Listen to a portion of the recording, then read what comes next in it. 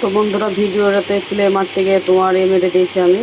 তো ওখানে তোমার ভিডিওটা আর দেখতে পাওয়া যাবে না, তো সেই জন্য আবার আমি ভিডিও বানাচ্ছি বন্ধুরা।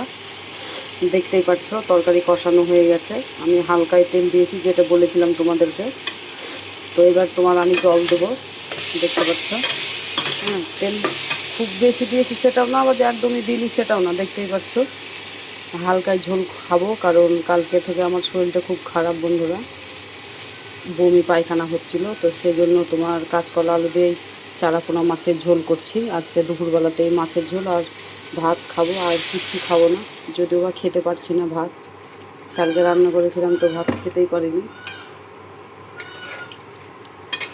এই দেখতে পাচ্ছ আমি হালকা করে ঝোল করব, ওই জন্য অনেক বেশ কিছুটাই ঝোল দিলাম।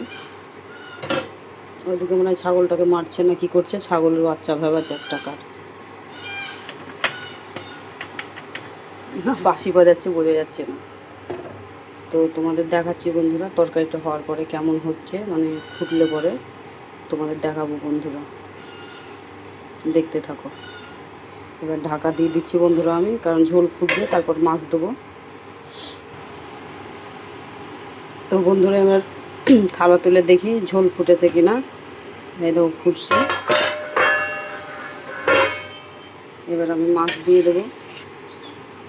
আলু আলু সেদ্ধ হয়ে গেছে বন্ধুরা। এবার দেখো মাছ দিয়ে দিচ্ছি আমি।